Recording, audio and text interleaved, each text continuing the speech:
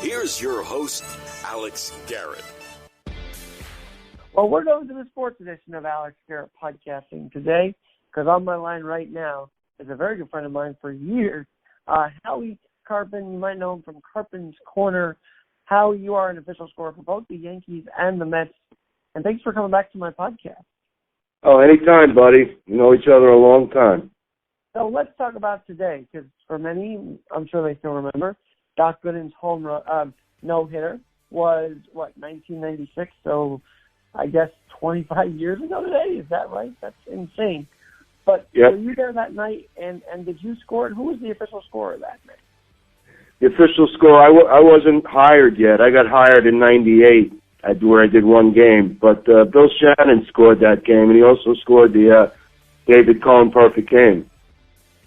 And what were your memories of that night? Because I feel like it's just a special moment to talk about 25 years later. Yeah, it is amazing. I mean, I've been lucky because I've been live at 4 no-hitters, and that happened to be the second. I was at the Jim Abbott one in 93. And then, it's funny, he walks the first guy, Darren Bragg, excuse me, and then the next batter was Alex Rodriguez in the top of the first, and he hit a ball to center field. It looked like it was going to be an extra base hit. And John Williams made one of the great catches of that season, excuse me, and he turned it into a double play. And from that point on, Gooden rolled. I mean, he had a couple of walks and obviously got to the ninth inning. And, it was amazing, the atmosphere, because people don't remember that Gooden actually went to a no windup for that game. He altered his motion, went to a no windup.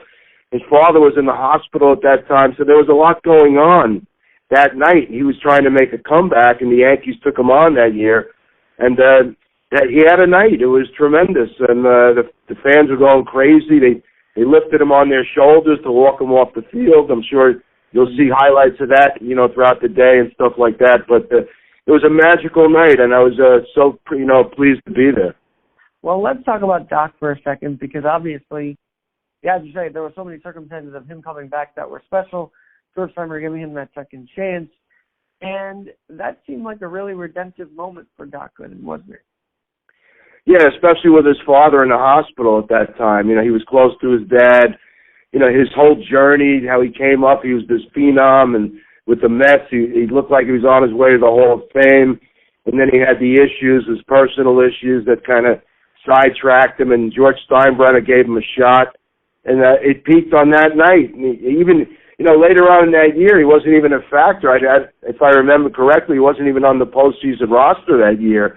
But, he had his night on May 14th, 1996, and he went into the record books. Do you think that was a good start for what that year would bring? Because that seems to be the catalyst for the start of a championship run that year. Would you agree? Yeah, that seemed to be, it's funny, throughout the season there are little bookmark games that occur. In 1969, many attribute that night that Seaver almost pitched the perfect game as the bookmark of that season when it appeared the Mets could really do something special. The Yankees had been in a drought, as we all know, from 81 to 95. They finally made the playoffs, and then they lost that tough series to Seattle. So, there was a lot of optimism going into 96. But, yeah, you're right. That may have been the bookmark game that indicated that this may be a special season. From an official score standpoint, I know there was one play that night I was reading about that might have gone a hit way, but it went to an error on Keno. Do you remember that and how that call went down? And it seemed to be a big changer in that game. Yeah, that was an error. I mean, most scorers would call that an error from what I remember. I don't remember the video of it, but I do remember he called that play, and that happened to be the only error in the game. But Bill was the best. I learned from the best, and he knew what he was doing every night he was in that chair. So, that was a legitimate error call. No one really argued it. There was no appeal system at that time. They weren't going to appeal it to overturn a no-hit game. It would have been, really petty. But that was a legitimate error that night. Well, you're talking about how the game's changed from then. If we had replay system and back in 2012 even, Johan Santana wouldn't have had that no-hitter. So a lot has changed in the last 25 years. But for you, Howie, and any official scorer, you see these games happening, what's the pressure like? I feel like people don't even talk about the pressure of the official score, but there is some, is there not? There is in different ways. You know, you can have a close call in the first inning, and that could end up being the only hit, you know, for 6-7 innings, and then people may come up to you and say, you know, you may want to look at that first one, you know, that you called back in the first inning. So there's different kinds of pressure. Yeah, there's the obvious pressure of, you know, no hits, and then you're going into the 7th and 8th inning. You know, as scorers, we have to call it, you know, just because it's a no-hitter, we can't lean towards calling an error on a play because you want to keep the no-hitter intact. We have to call it, you know, if it's the 9th or the 1st or the 2nd, we can't be what I call situationally score. You know, a lot of people, you know, on the outside, they score on emotion. I had that the other night with the Met game on Friday night when that guy Pat Malika came up, and I called that a fielder's choice, and the Met broadcasters wanted it to be a hit out of emotion. But that was the correct call, fielder's choice RBI. I'm sorry I couldn't give him a hit, but that's how we have to score. We can't, you know, yeah, it would have made a nice story that he got his first major league hit on a walk-off, but I'm sorry that, you know, that's the way we have to score the game. So, you know, we can't situationally score. But, yeah, there's pressure. We know what's going on. We see the scoreboard. You know, you get to 6-7 innings. I had a game in 2004 before the Mets' first no-hitter in 2012. Tom Glavine was pitching a perfect game into the 8th inning, and it looked like he was going to get it. But then with one out in the 8th, a guy named Kit Pello hit a ball into the right field corner to end the no-hitter in the perfect game. That's the one thing you want as a scorer. At least, you know, if there's a hit, let it be clean, and then there's no arguing. You know, but you just do your best and deal with the situation if it does arise. Well, let's talk about that, too, because, you know, I've heard, because I've kept score for certain games in college level, but the phrase I've always heard is, let's not be the storyline, right? So the official score really cannot be the storyline, and most times they're not. But there is that tendency to make them the storyline. How much work is it to stay out of the headline, if you will? It's not work. It's the circumstance. And now, the job has changed over the years because there's more interaction with the broadcasters now than ever. It never used to be like that. They rarely mention you. But now they talk about you a lot because, you know, you're involved, your name's on the scorecard, and sometimes you become the story, unfortunately. It's out of your control. You know, it's more circumstantial. But, the Met announcers talk about me a lot, and very complimentary, I must say. Yankee announcers, too. Michael Kay's been very kind, and, you know, you grow up in New York. You know how tough we are on baseball here. It's a baseball town. We take it serious around here, more so than maybe a lot of other cities. So, you know, it becomes, the job has become you're like a diplomat, but you're also dealing with outside factors when the broadcasters start talking about you. And luckily, they haven't been too critical over the years, I have to admit. Have you done a DeGrom game? Because I'm kind of curious what it's like to read off his line in the press box every time he pitches. It's got to be special because you're saying like 7, 8 innings, no runs, no hit. Yeah, it's quite a line he puts up every night. Have you been able to score some of those games of DeGrom's? Yeah, I did 2 of his games. I did the game he actually came out the other day in the 5th inning. But you're right, it is special to read those lines. Gary Cole, like you read no walks, 12 strikeouts. Yeah, you get a little bit of a charge reading that kind of line. You know, I did that Astros combined no-hitter in 2003 against the Yankees, and you know, I got to say no runs, no hits. Yeah, but yeah, it is special. And, you know, when you see, I was a pitcher in my time. I played college 1 year, and I played in the 10 years in the Sandlots. So pitching is special to me. And, yeah, it's fun to read the lines, and especially when it's impressive. You kind of accentuate some of the numbers that stand out. You know, like I'll say 12 strikeouts instead of just 12 strikeouts. A little bit more emphasis on the number. You know, we're about to hit a strikeout race, by the way. I don't even follow it. Corbin Burns. He ended his consecutive streak. Garrett Cole could top that fairly easily. It's very interesting to watch. Why is pitching becoming more of a dominant force than it has been in quite a while, to be honest? Well, I have a couple of theories about that. One, the approach of the batters. You know, they swing for the fences all the time now to try and maximize their at-bats, which is it's really a ridiculous approach. And also launch angle has come into play, and the pitchers have figured out how Keith Hernandez, to his credit, like 2-3 years ago, when launch angles started to come in, he said, the pitchers are going to figure it out and they're going to throw, balls upstairs, and you guys are not going to be able to hit it because they're swinging up, and they're never going to really hit it fair if they swing up. So the pitchers have figured it out, and the batters have not adjusted. So now you got this extreme advantage for pitching. And it's almost like we've reverted back to the 1968 season, which I was 14 years old. I remember it well. The pitching dominated. They had to lower the mound. There was a whole bunch of adjustments made, and then eventually the DH came into play. So we made, it's funny how baseball goes in cycles, and they kind of repeat themselves.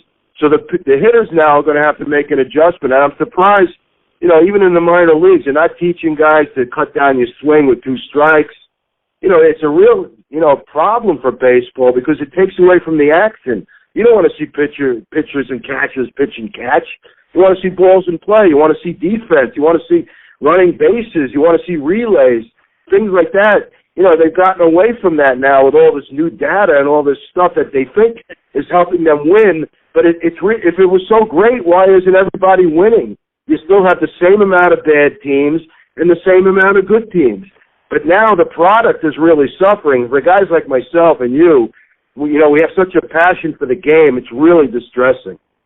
Well, do you think the shift, because I know Mustangs wrote about this, I'm sure you have some thoughts on it, is the shift becoming a negative thing for this game? It once was a novelty, but now everybody does it. And it's, it's interesting because of that shift, actually, the Yankees got a couple of double plays out of it. But overall, is the shift good for the game? Is that a thing that's changing the dynamic as well? It has changed the dynamic, and I don't think it's very good for the game, although you can't outlaw it unless the league makes a ruling on it. But, pitchers don't say anything, but if I'm on the mound and they have a shift on, like for a left-hand hitter, and then I get the guy to hit a routine ball to shortstop and it goes into the outfield for a hit, I got to be a little pissed off about that in my mind, but they're not complaining about it. I don't think they want to make an issue of it. But it's really got to be distressing because, even if you shift, there's still openings on the field. You can't cover the whole field no matter what you do. So it's up to the hitters to make that adjustment. But they're not doing it, so they fall into that trap to where the pitchers are dominating them and they're not getting their hits. So the batting averages are really abysmal this year. There's also been a thing where in the new age that batting average is not as important as on-base percentage, and I find that to be a bunch of garbage because I'll take a 340 hitter in my lineup over a guy who will walk.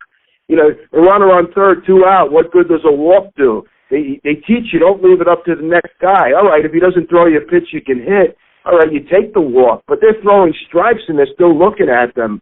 These guys look at balls right down the middle. They don't swing. Clint Frazier a couple of times, and he's been struggling this year. Earlier in the year, he's 2-0, and there's a fastball right down the middle, and he's looking at it. I mean, where is the philosophy for the hitters to make up for the pitchers making the adjustment? Oh man, so many good points there. Howie, I've got to ask you. You talked about analytics earlier. Does the official scoring come into play with the stats? Like, do they really try and hit on? Come to you a lot more now because they want the stats to be a certain way because of the analytics. Have you seen that? Yes, with the appeals. See, there's an appeal system now that they negotiated into the CBA where the players can actually file an appeal on their own. They used to have to go through the PR department, and those PR people got frustrated because it added more work for them, and it really became a pain in the neck.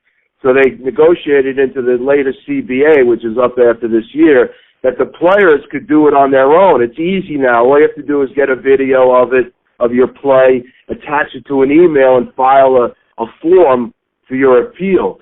So they use that now in some of their appeals, like saying, oh, the ball was hit 115 miles an hour. So, I mean, you got a glove on it, a ball comes right to you. I don't care if it's 300 miles an hour. You should catch it in the major leagues. But they're using some of those numbers to try and win those appeals. Thankfully, we've had discussions as scorers. We've had group discussions saying that, that shouldn't be such a factor. I mean, you're at a ball game, Alex. You know when a guy hits a ball hard. Do you really need a number on it? I mean, a ball goes over just gets over the wall at a ballpark. It's a home run. But a guy hits it 480 feet. I mean, big deal. It's the same result. So they focus on this stuff, and they get so obsessed with it that it's taken away from the beauty of the game. And that's kind of why going back on these different eras, like the 96 season, and it kind of brings that nostalgia we need in the time of a very fast-paced, ever-changing game. I'm not going to ask you about the runner on second, but as a baseball purist, it must drive you nuts. It drives me nuts because I can see the point, because I've been at game. I scored a 19-inning game with the Yankees and the Red Sox that really started to drag about the 14th or 15th inning. Look, I love baseball. It's my passion. It's a big part of my life. But you're sitting there in the 17th inning, and the game's lasting 6-7 hours. You want to go home at that point. I mean, you can really drag you down. But I don't like it in the 10th. And here's my thing with that. I would go for it. I would warm up to it a little more if they started it in the 13th. Play 3 regular extra innings, and then go to the runner on second, which would make a little more sense. To start it in the 10th, here's another thing with that. They had the 3-batter minimum rule. Well, now you're bringing a guy in with a runner on second already. To me, they should waive that rule in extra innings and allow the manager to take the guy out after the 1 batter. Because, you're really punishing the pitchers. You're putting a guy already on second base. Conceivably, all they have to do is move them and to get the run in. I know they want to speed up the game, but they're almost stepping on their own toes by adding these things. Well, that's true. I didn't think about that, but that 3-batter minimum certainly has changed the game. How do you score that, though? Is there a way you have to score it now with the runner on second? Is there, or do you score it like a regular inning? No, that runner on second basically, stands by himself, because if he scores, that's unearned no matter what. That is always an unearned run if the guy starts on second. But it's an error that's not recorded. That's how he gets to second base. No error is charged to an individual or the team. But for scoring purposes, that's an unearned run. Now, the rest of the inning would be scored as if that guy didn't exist. And what that means is when we have a catcher's interference and the guy reaches at first base, there's an error charged to the catcher. But there's two compartments with errors. One error is a guy who reaches on an error that should have been an out. Another error on a throw where a guy advances, it's not necessarily, should have been an out, if you understand what I'm saying. So with catcher's interference, when the guy reaches on the error, other things that happen in the inning, we don't compute that person. That person actually is only computed if it scores and would be unearned. But the rest of the inning would be computed as if that runner didn't exist. And that's how we have to compute the extra innings. Let's say you got the runner on second, right? And guy hits a 2-run homer. Next guy up gets on an error, and then that guy ends up scoring, and they score 4 runs after 2 out because there was a 2-out error. That would still be 4 unearned runs, no matter what the guy on second did. If you can understand it, it's a little confusing. But that's how we have to treat the inning, as if that guy didn't exist, the runner on second. The rest of the inning we compute. So in other words, not that it would happen because if a base is loaded, basically the bases could be loaded. There's not really a runner on third in the record book, just first and second is what I'm hearing. Yeah, exactly. Right. Or first and third, or the runner on second wouldn't exist. But he would be on there to start the inning, so he would end up as the runner at third in that part. But yeah, that's how you would compute the inning, as if that person didn't even exist. I can see it's been tough to adapt to. Tony La Russa didn't know that his pitcher could be replaced by the runner before him. Very strange details for that extra inning. Yeah, well, last year we had the universal DH, so the pitchers never were in the lineup. And funny, and that happened earlier in the year at the Mets. I did an early Mets game, and that happened. And luckily, I remembered the rule. It didn't matter if I remembered it or not. It's what happened on the field. But I remembered that the pitcher, they could use somebody else, the person in front of that pitcher in the lineup, to run, so you wouldn't have to use a pitcher to run. That was that was implemented when they put in the extra inning rule, but it never came to light last season because we had the universal DH. Let's talk about Doc for a quick minute. By the way, I'm hoping universal DH. I don't know, again, as a purist, I don't know if it's a good thing. However, if pitchers are getting hurt on the base pass, maybe we need to look into that more. What do you think? I'm with you. I mean, I've warmed up to it. I didn't like the fact that it was different, in each league, the rules. I wanted it to be standardized. So if it's going to be universal DH across the board, we'll live with it. I mean, in 73 when it came in, there was a lot of uproar. I was 19 at that time, so I remember it well. And then we got used to it, and then we realized that it wasn't worth it for pitchers to hit. There's a few exceptions, obviously Jacob deGrom.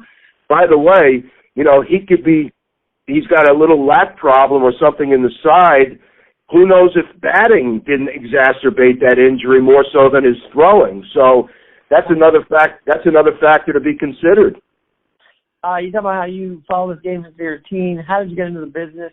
And if everybody wants to be an official scorer, I don't think I asked you in the last podcast, but what was your path and what path would you recommend for those that do want to do the job of official scoring down the line?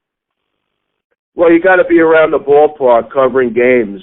I mean, it took me 18 years to get an opportunity because I saw when I first started covering games in the early 80s, I saw that media people were doing it, so I thought I could do it. I thought I knew the rules. I thought I could do it. So I kind of urged them over a number of years after a while to give me a shot, and finally in 98 I got a shot. But if you know the rule book and you watch a lot of games and you're around, then you have a chance, to maybe, get in on it or do minor league games or, games, amateur games and things like that. That's the best way. There's really no set way to get in. It's kind of a feel thing, you know what I'm saying? I mean, you got to be at the ballpark a lot. People have to get to know you. I covered a lot of games in the early 80s for radio. I'm kind of unique because I came out of the radio business to be a scorer. I'm the first radio guy to be a full-time official scorer in New York, over all these years. So I'm kind of unique. I came out of the radio business. Most people come out of the print medium. So, it was a little bit of a struggle for me in the beginning because, a lot of people didn't think I could do the job. They had their doubts, and I had to prove myself. But luckily, I've lasted 23 years. And it keeps going, obviously, because you're still doing games to this day. Howie, did you ever get to score Doc Gooden? I know you came in 98 there. Did you get to score him at all, or has he retired by then? I don't remember, to be honest with you. I may have had a game. Well, he was there in 2000 with the Yankees for a little while, so I don't remember if I actually scored one of his games. There was nothing really special that would stand out. How weird was it? I've asked some other people who have been on this podcast before from last year. How weird was it just scoring a game with nobody in the stands and saying attendance was 0? Well, we weren't at the games. We scored from home. They set us up with a computer program. They sent me an iPad that had the programming. So we did the games from home off the TV, which was pretty difficult. The toughest one were those hard ground balls to the infield because the camera can't switch fast enough. So those were difficult, and you relied on the TV to give you certain angles. Now, we had angles on our own, thanks to the computer programming that we got. But, you had to rely on the TV. So scoring at home, was really weird in a lot of ways. I was doing it in my son's room. He doesn't live with, he's out of the house. So I was doing it in his room. I'm sitting in my shorts and have a soda on the table. I have soda at the game anyway.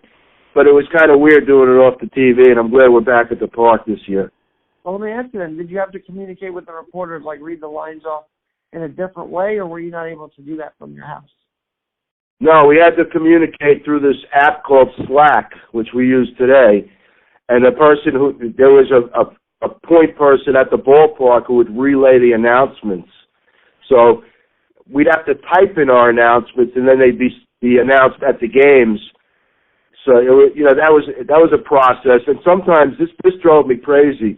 The announcers would make a call on a scoring call, like let's say if that was a hit or an error, and we hadn't made the call yet. We didn't transmit it, communicate it, and then it would come in, and if it was different from what they first said, they'd say, "Oh, the scorer changed it." Well, he never really changed it. He never put it out there.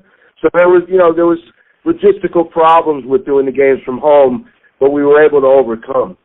I actually have heard that line, the scorer, change it a couple of times, even before pandemic. I feel like that line's been in use for a while now.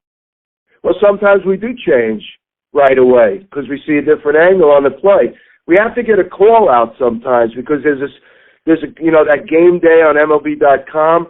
They're sitting with us. They have to, input the pitches, pitch by pitch. And, when the next pitch comes, they have to be ready. And so they need a call sometimes. So sometimes we have to make a call, and then we go over it, and we'll change it a little later on.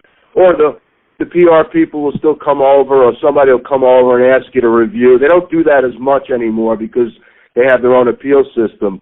But they would come over occasionally and say, can you look at that? And I never refuse them if they ask me to look at it. Even if I know in my heart I'm not going to change it, I still go look at it out of courtesy. Howie, I got to ask a personal question. How have you guys been through the pandemic, your family and everybody? And also, Karpin's Korner, would you say had its rise through this pandemic? How's it been still getting those big guests as we're getting out of this pandemic now? Well, thanks for asking me.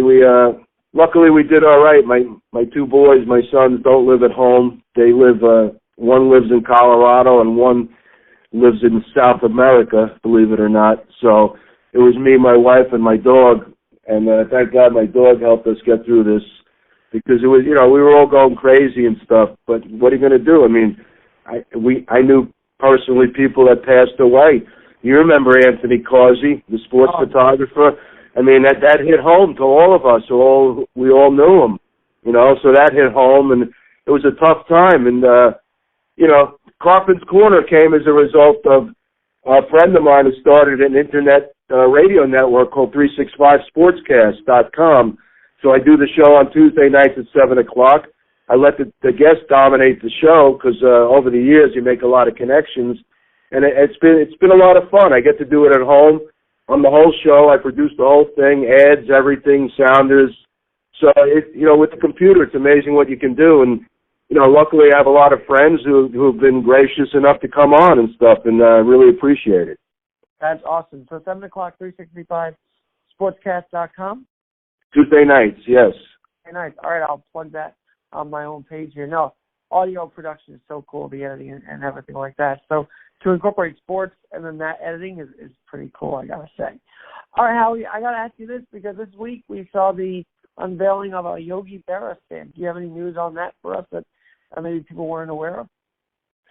No, it was a surprise to me, a pleasant surprise. I mean, you're talking about an iconic American figure over the 20th century, and I'm happy for his family. I know his granddaughter, Lindsay, she's wonderful, and the Bear family, I don't really know the rest of the family, but I'm sure they're pleased by this honor. It's a great honor to have your grandfather on a stamp, a famous baseball player, certainly a baseball icon, and it's really cool. I mean, I used to be a stamp collector myself, so it hits home a little bit.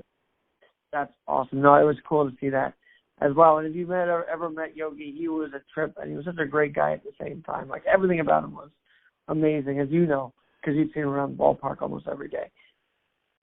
Oh, yeah. I mean, I covered him when he was a manager, in the early 80s, and he loved the football Giants. He would talk football Giants as we got, into September and stuff like that. So he was a big Giants fan, a big sports fan, and really cool guy to get to know. I didn't really get to know him, intimately, just from the outside, but to be around him was a pleasure. He's on baseball, but I know also you love hockey, right? You mentioned on the other podcast we were on. So big news with the Rangers. I mean, they fired Quinn. They fired J.D. and Morton. It was seeming a shocking 2 weeks if you're a Ranger fan. Would you agree? Shocking and worrisome because I don't know what direction they're going to take from here. They were on the right track. Look, the Islander games, they knew they were outmatched against a lot of these teams in their division right now because they're just not ready to win. I mean, they're trying to develop a team with skill. They do need some grit, and I'm sure Davidson and Gordon would have addressed that in the off season. Now you worry that they're going to try and speed things up and get rid of somebody that they shouldn't trade, to bring in a veteran guy. In the early 70s, you weren't around, obviously, but the Rangers had a really good team. They were building a good team, And then all of a sudden they started to make these silly trades where they traded a young player for a veteran. And the most significant one was that they traded a prospect named Rick Middleton to the Boston Bruins for Ken Hodge, who the fans hated when he was with Boston. And they hated him 10 times worse when he came here because he was washed. His career was done, and the Rangers gave up a guy who went on to have a great career. I just hope we're not going to see the same repeat of that now in this 21st century. Well, I hope not. I mean, they got some great talent, Kako and Bregman, and Kreider. You got to keep all those guys. I totally agree there. One last thing on the diamond, though, Mets-Yankees. We were all up to a slow start here, but now things are humming for both teams. Yeah, but the Yankees are still not scoring. I mean, they got away with 2 out of 3, and they scored 4 runs in this series. You know, there's a lot of things going. I was high on the Mets going. Let's do the Mets first. I was high on the Mets going in. I think they have a really good team. I really do. You know, and they built up their depth. They're playing a lot better defense. They run the bases well. They're more aggressive at the right times. I think they got a good thing going there, even in a tough division. The Yankees have a good team too, but again, they're so one-dimensional, and now you got an outfield that's really non-productive as a whole. I mean, except for Aaron Judge, the rest of the outfield has really been pitiful. I was high on Clint Frazier coming in. I am shocked that he has been this bad. I'm really shocked because he's not this bad a hitter. But I have some theories as to why that's happened. Number one, I think he's looking over his shoulder at Brett Gardner. I know fans love Gardner. To me, it was time to part the ways. Why bring him back? You already had a Mike Tauchman, who's basically the same player and a younger player in that regard. So I think Frazier started looking over his shoulder. Then they start taking him out for defensive purposes. Why? His glove has gotten a lot better. He's making spectacular catches. Yeah, he dropped 1 fly ball this year. That happens. But he's been much better defensively, and then you take him out because you say for defense? It doesn't make any sense the way they're handling him. I have a feeling that they've kind of given up on him. Aaron Hicks was a bad sign. I'm sorry. I wouldn't have gave him 7 years. I don't think he's that great. He's a nice player. He's not what you call a lead player. He's more a complimentary guy. Gary Sanchez regression has really hurt. LeMahieu's not off to his usual quick start. He struggled a little bit, and that's surprising because he's the buffer in this lineup. He's the outlier, the guy who will get the hit to right field, who won't swing for the home run. So they really need his bat to get going. And their pitching's been great. I mean, their pitching's been outstanding, and you hope they don't waste it. I mean, Cole is Cole. He's fantastic every time he goes out. Corey Kluber's picked it up a little bit. Tyone, all right, he had a bad outing last night. Montgomery I like a lot. I liked him from the start, and he's still learning. And then their bullpen's pretty good. So their pitching is better than people expected, but their offense is dragging them down. Well, and I don't know, have you ever scored a 1-0 game? I mean, I don't remember the last time either team won a 1-0 game, to be honest with you. There's a lot of 1-0 games this year. If you looked around the scores, there's a lot. The refreshing thing is there's not a lot of balls leaving the ballpark like they did the past few years. It was going out of style. Double-digit scores every night. You're not getting that every night. Now it's gone to the other extreme where the pitching is dominating the hitting. But you're right, there hasn't been a lot of – I've scored a number of 1-0 games, but there haven't been a lot of them over the past few years, certainly for the Yankees. And by the way, speaking of pitching, 2 no-hitters in 1 week. We're talking about the 20th anniversary of it once was a rarity, a no-hitter. Now they're happening almost nightly, it feels like. And then I know it's an unwritten rule to not talk about it, yet Major League Baseball wants people to know there could be a no-hitter. And I'm like, what happened to the unwritten rule of not talking about it until it's done, right? Well, people distort that legend in a way. You know what happened? If you listen to the great Vince Scully, he never came out and said verbatim that a guy had a no-hitter. He'd always get around it. He would say, well, they have no hits on the board or they have no safety. He would always figure out some way to say it without saying it verbatim. And that's what a lot of the good broadcasters do that do believe in that superstition. So, I'm a little superstitious. I believe it. It's funny. I'll tell you a little story. In 1978, Yankee playoff game against the Red Sox, that year I had this lucky TV where every time I seemed to watch the game on that TV, they won. So I started out watching, and it wasn't a color TV, it was a black and white. I started out watching the game on my color TV for the first 5-6 innings. I went to the other TV in the bottom of the sixth, and then they ended up winning the game. So, make it what it is out of that. Yeah, I believe in those superstitions a little bit, but I think with the no-hitter thing, I think it's not say it verbatim, you know what I'm saying? Like get around it, saying, well, they don't have a hit on the board or they've yet to get a hit and things like that. I think those broadcasters that buy into that legend, are the ones that try to get around it. I was just thinking superstitions. My superstition was always putting my cap down in the right spot. Like if the Yanks won a game and I put that in the spot the night before, it's going back in that spot. So I think in baseball, we just have superstitions lined up in our genes. If you remember, you sat in the owner's box. Remember, he used to come out and stand behind the radio section when he thought the Yankees needed some luck. That was his lucky spot. It used to be right behind my seat in that upper row of that press box. I know he used to go around. Of course, Bill the Baker was up there. A lot of right. But Howie, this has been really awesome and really special. So come back as the season progresses and let us know more about your official scoring adventures in 2021. I feel like there's going to be a lot more on the table here. Anytime, Alex. You just give me a call. You got it. I'm Alex Garrett, and of course, we're always adapting at Alex Garrett Podcast. Stay with us. Wake up the members of my nation.